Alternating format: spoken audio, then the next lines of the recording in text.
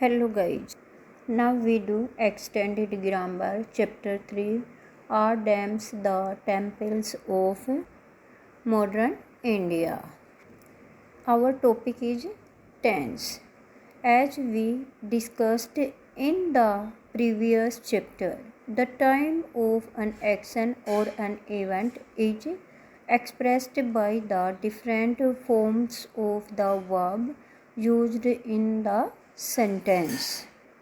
पिछले अध्याय में हमने पढ़ा है कि वाक्य में हम किसी कार्य का समय और किसी घटना को व्यक्त करने के लिए वर्ब की विभिन्न फॉर्म्स का प्रयोग करते हैं। The present continuous tense is used to denote an action which is going on at the time of speaking. बात करते समय हो रहे एक्शन को प्रकट करने के लिए प्रेजेंट कॉन्टिन्यूस टेंस का प्रयोग किया जाता है।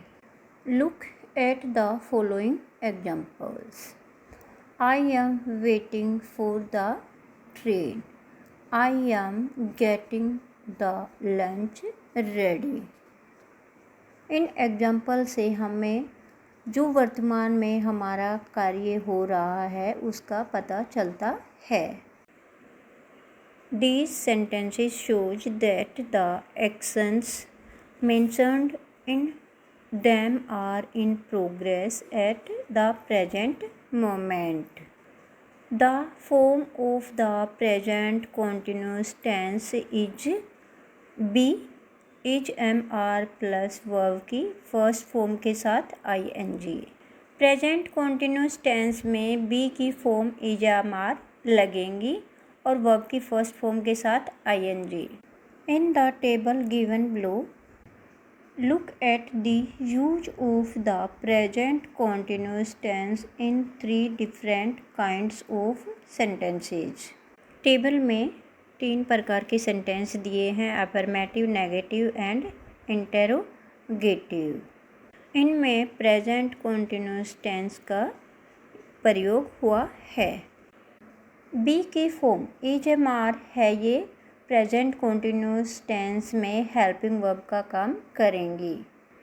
अफर्मेटिव सेंटेंस में I am watching TV. Negative में हमने नोट लगाना है तो I am not watching TV. Interrogative sentence में हेल्पिंग वर्ब पहले आएगा और साइन ऑफ इंटेरोगेशन लगाना है। Am I watching TV, sign of interrogation. She is coming by car. She is not coming by car. Is she coming by car, sign of interrogation. My son is learning the piano. My son is not learning the piano. Is my son learning the piano? We are working on a research project. We are not working on a research project. Are we working on a research project? Sign of interrogation.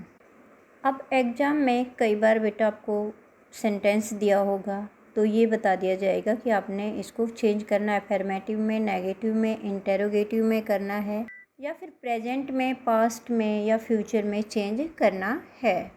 आपको present continuous tense का structure क्या होता है ये पता होना चाहिए। इसमें होता है subject plus helping verb is am are plus verb के फर्स्ट फॉर्म के साथ I N G and rest of the sentence या ऑब्जेक्ट भी आप कह सकते हैं। अब हमें अफर्मेटिव का स्ट्रक्चर आना चाहिए, नेगेटिव का भी स्ट्रक्चर आना चाहिए, इंटेरोगेटिव का भी आना चाहिए। ये आपने अपनी नोटबुक में लिखने हैं इनके स्ट्रक्चर। अफर्मेटिव में हो जाएगा subject plus helping verb is am are plus verb की फर्स्ट फॉर्म प्लस में ऑब्जेक्ट। नेगेटिव में हमने नोट लगाना है subject plus helping verb plus में नॉट प्लस वर्ब की फर्स्ट फॉर्म के साथ आईएनजी प्लस में ऑब्जेक्ट या rest of the sentence. Interrogative के अंदर हमने हेल्पिंग वर्ब पहले लगानी है। Helping verb plus subject plus verb की फर्स्ट फॉर्म के साथ आईएनजी प्लस ऑब्जेक्ट या rest of the sentence and sign of interrogation. Usage of the present continuous tense. It is used to say that we are in the middle of an action। कार्य के मध्य में होते हैं, मतलब हमारा कार्य ख़त्म नहीं होता है, तब इसका यूज किया जाता है। For example, the wind is blowing. अब यहाँ हवा बह रही है, मतलब ख़त्म नहीं है, रुकी नहीं है वो।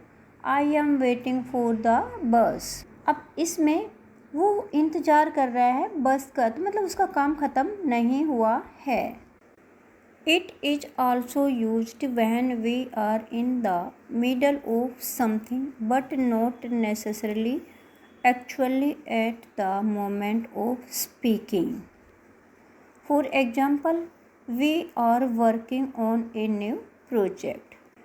इस एग्जाम्पल के अंदर हमारा काम चल रहा है लेकिन हम अभी प्रेजेंट में नहीं कर रहे हैं।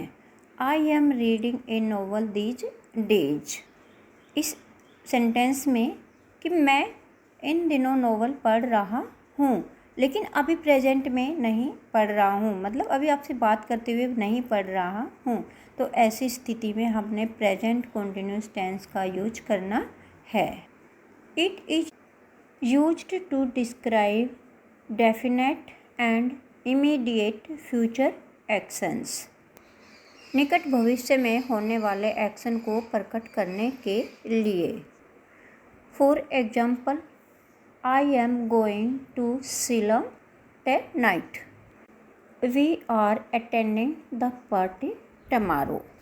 इन दोनों एग्जाम्पल के अंदर फ्यूचर एक्शन के बारे में बताया गया है। Note, these are a number of verbs which are not normally used in the present continuous tense।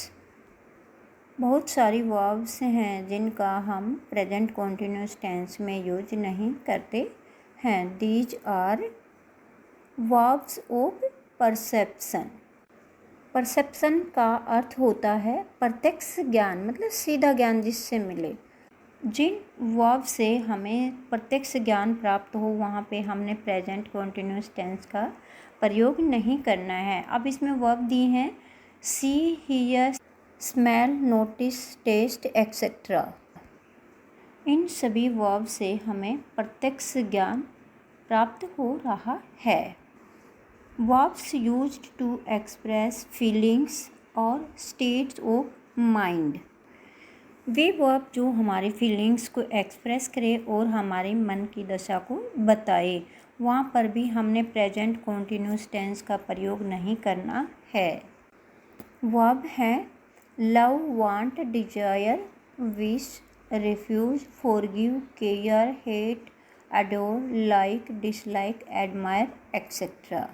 ये सभी वर्ब हैं वो हमारी फीलिंग्स को एक्सप्रेस कर रही हैं या फिर हमारी मन की दशा को बता रही हैं। बुक्स के अंदर एग्जाम्पल दिए हुए हैं incorrect, correct. I am thinking you are wrong. अब इसका करेक्ट होगा I think you are wrong. These grapes are tasting sour. ये सेंटेंस है, ये इनकरेक्ट है। These grapes taste sour. I am loving you, incorrect. Correct, I love you. Structure of the present continuous tense. इसमें be की form लगती है is, am, are plus में verb की फर्स्ट फॉर्म के साथ आई एन जी। अफर्मेटिव में subject plus helping verb. Be की है ये is, am, are plus verb की first form plus object. Negative में subject plus helping verb is, am, are plus not plus verb की first form के साथ ING plus object. Interrogative में helping verb plus subject plus verb की first form plus object, sign of interrogation.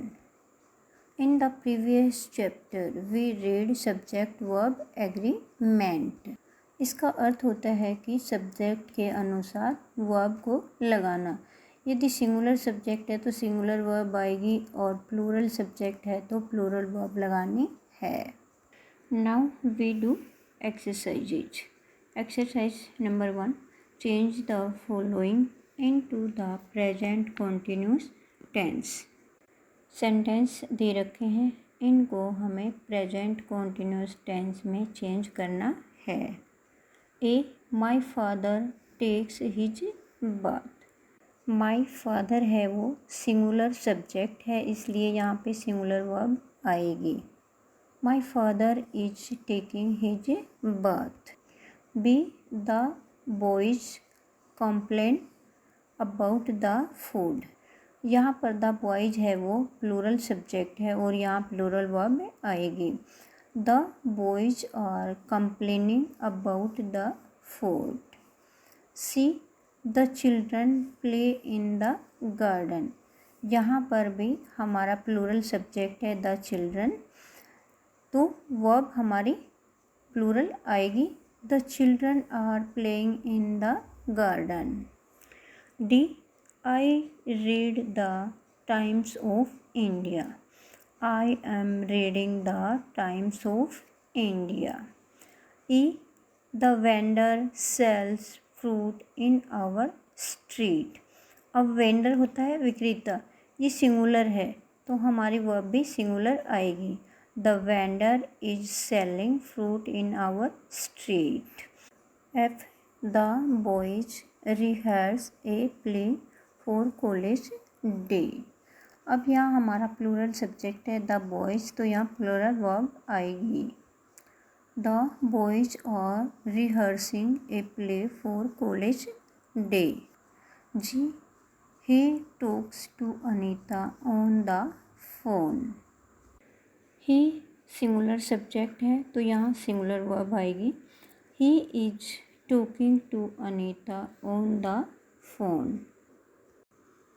Exercise number 2, fill in the blanks in the following sentences using the present continuous form of the verbs in brackets. Bracket में verb दी गई है और हमने fill in the blanks में present continuous की form लगानी है। A, hurry up we are getting late. B, the man are sitting at the table on our left. C, the clouds are moving across the sky. D, are you drinking coffee now. E, is Susan standing by the fire? F, the train is leaving the platform. G, the washing is hanging on the line. ये है आपका present continuous tense with exercises. Exercise को आपने notebook में करना है क्योंकि इसमें से 2 या 3 सेंटेंस हैं वो पेपर में आएंगे। आपको ये वीडियो कैसी लगी कमेंट में ज़रूर बताना।